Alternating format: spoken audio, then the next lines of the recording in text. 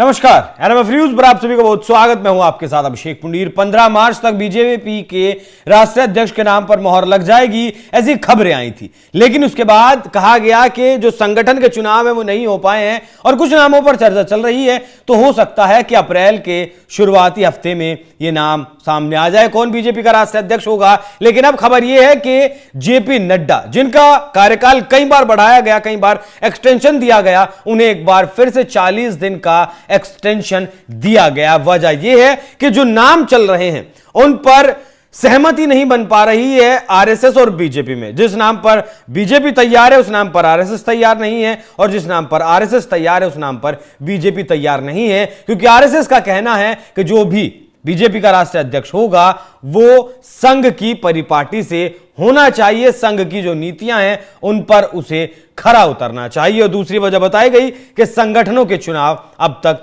नहीं हो पाए। तो असल में वजह क्या है, पर्दे के पीछे की कहानी क्या है, उसी को आज समझाने के लिए हमारे साथ मौजूद हमारे वरिष्ठ सहयोगी पंकज प्रसून। सर, बहुत बहुत स्वागत। सर, बीजेपी का राष्ट्रीय अध्यक्ष हो गया बीरबल की खिचड़ी। इतने दिन में तो बीरबल की खिचड़ी पक गई थी। मतलब 2024 का चुनाव लोकसभा का, उससे पहले से सुनते आ रहे हैं कि जेपी नड्डा का कार्यकाल खत्म हो गया था, जो लोकसभा चुनाव के लिए एक्सटेंशन दिया गया, फिर चलो हरियाणा का चुनाव आ गया, महाराष्ट्र का आ गया, जम्मू कश्मीर हो गया। यार हद हो गई सर, अध्यक्ष नहीं तय कर पा रहे हैं। चाहते क्या है लोग? नड्डा जी यहीं से रिटायर हो गए क्या बस? देखिए, जो भी संघ को जानते हैं, आप यंग हैं, जो भी पूर्वज जो हो संघ को जानते हैं, पूछिएगा कि बीजेपी में कभी ऐसा हुआ है क्या कि इतनी बार एक्सटेंशन मिला है किसी राष्ट्रीय अध्यक्ष को?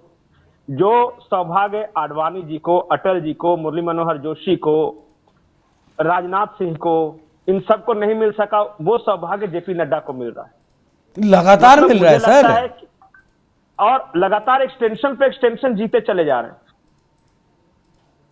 और इसकी एकमात्र वजह, थोड़ी सी कभी कभी कड़वी बात करनी चाहिए, एकमात्र वजह है अमित शाह का आशीर्वाद या नरेंद्र मोदी अमित शाह के विश्वास पात्र। देखिए, वो पहले चयन प्रक्रिया बहुत, आप पार्टी का संविधान पढ़िएगा तो बड़ा लंबा चौड़ा प्रोसेस है कि कैसे राष्ट्रीय अध्यक्ष चुना जाएगा। लेकिन हकीकत में होता है कि आज अधिकतर पार्टियों के राष्ट्रीय अध्यक्ष सेलेक्ट किए जाते हैं, इलेक्ट नहीं किए जाते हैं। उनका इलेक्शन सर पर्ची से ही होते हैं, इसमें कौन सा किसी को गुंजाइश वाली बात है कहने वाली? हर किसी को पता है कि गांधी परिवार का हाथ अगर मल्लिकार्जुन खड़गे के ऊपर है तो मल्लिकार्जुन खड़गे राष्ट्रीय अध्यक्ष होंगे।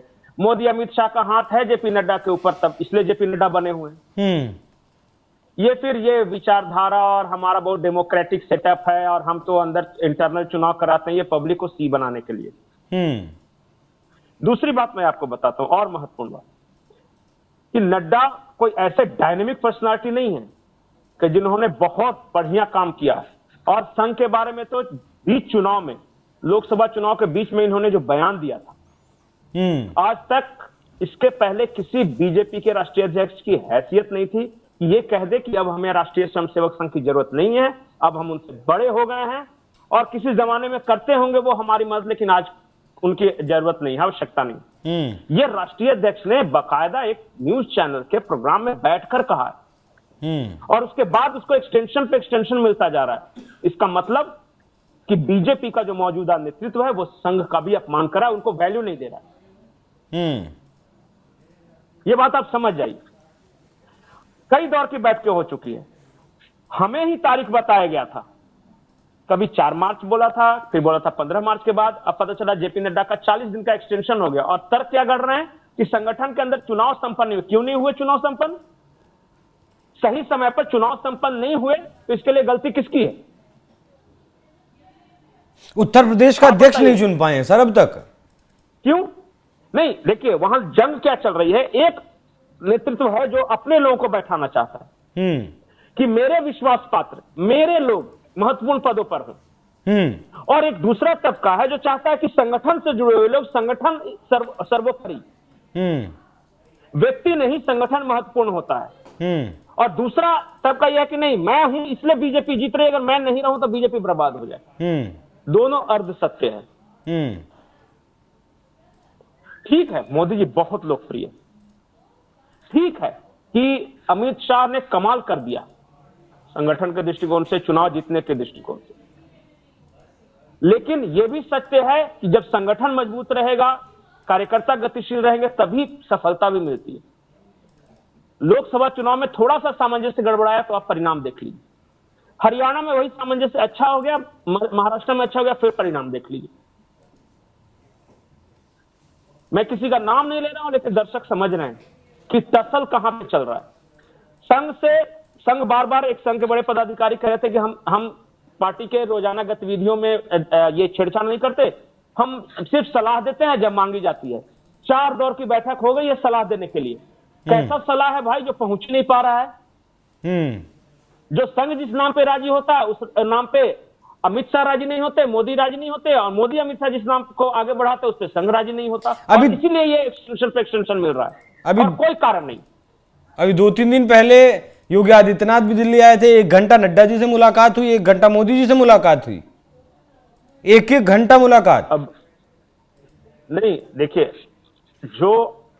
जिस राज्य में आपका प्राइज पोसेशन है, जैसे कि योगी आदित्यनाथ हो, जनसंख्या के दृष्टिकोण से सबसे बड़ा राज्य हो, उस राज्य का प्रदेश अध्यक्ष नहीं चुन पा रहे हैं, तो गलती किसकी?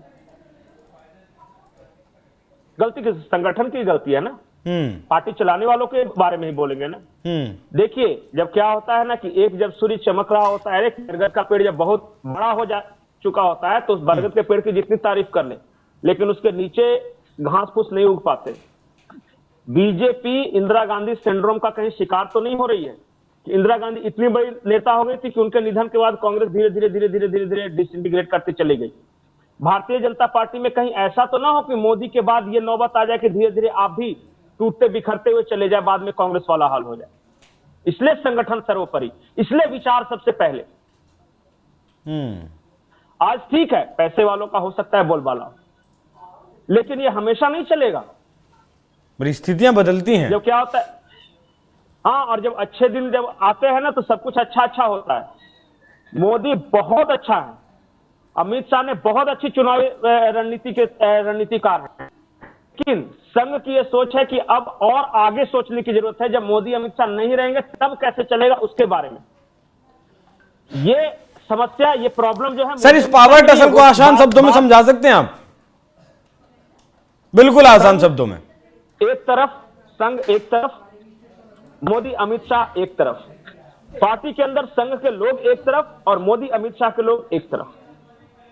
और मैं जानबूझकर मोदी अमित शाह दोनों का नाम ले रहा हूं, क्योंकि बार बार बदनाम सिर्फ अमित शाह होते हैं और मोदी साधु की तरह कि चले, मुझे निर्लिप्त भाव से मैं दोनों की तरफ हूं।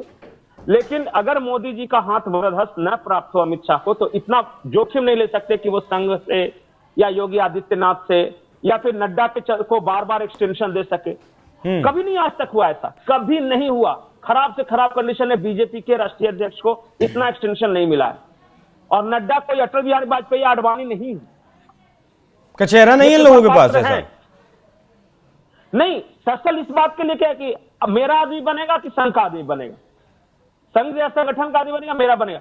जब तक किसी नाम पे दोनों जीरो इन नहीं होते कि चलो ये दोनों के लिए है, तब तक ये इस तरह चलता रहेगा। ऐसा कोई नाम है ही नहीं इन लोगों के पास जो दोनों सहमत हो जाए। होगा, आ भी जाएगा, लेकिन कुछ ना कुछ टसल है, इसलिए समय लग रहा है। सब कुछ ठीक रहता तो इतना समय नहीं लगता। कई नाम हमने सुने, कोई इसको और आगे नाम बढ़ा रहा है, कोई इसको। आरएसएस भी सत्ता की तरफ बढ़ रहा है। नहीं, सत्ता का लोभी हो गया आरएसएस भी। अब आरएसएस की चिंता यह है कि मोदी के बाद कौन। आपकी चिंता नहीं हो, लेकिन वहां 10 साल पहले, 15 साल पहले रणनीति बननी शुरू हो जाती है।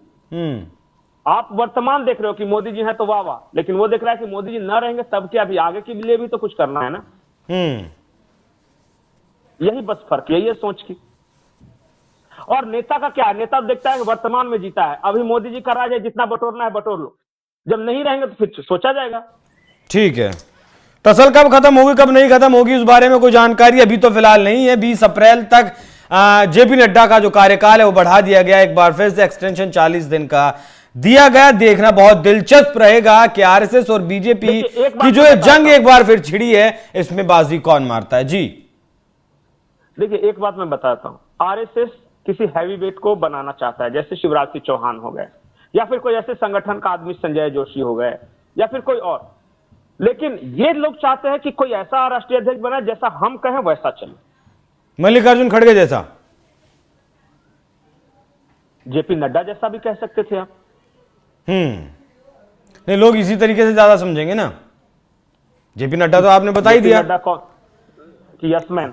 अब एक उदाहरण आपने दे दिया, एक मैंने दे दिया। बात कहेंगे। हाँ, जो नड्डा का एक ही फॉर्मूला है, हो तुमको जो पसंद वही बात कहेंगे, तुम दिन को कहो रात को हम रात कहेंगे। बिल्कुल। अब ऐसा आदमी आरएसएस को नहीं चाहिए। जैसा कि पंकज जी ने बताया कि आज मोदी है, ठीक है, मोदी बहुत लोकप्रिय नेता है, मोदी पैन इंडिया नेता है, मोदी वोट बटोरने में सक्षम नेता है, अपने दम पर वो कहीं भी चुनाव जीतने में सक्षम है। लेकिन आने वाले 5 साल बाद, आने वाले 10 साल बाद जब मोदी नहीं होंगे, तब कौन? आरएसएस उसकी तैयारी में लगा है और यह पावर टसल शायद इसीलिए चल रही है। बीजेपी आज में जी रही है और आरएसएस फ्यूचर की बात कर रहा है। अब देखना वाकई में दिलचस्प रहेगा कि इस टसल में पावर किसके हाथ में जाती है। पंकज जी बहुत बहुत धन्यवाद। दर्शकों, चर्चा कैसी लगी कमेंट कर जरूर बताइएगा। नमस्कार।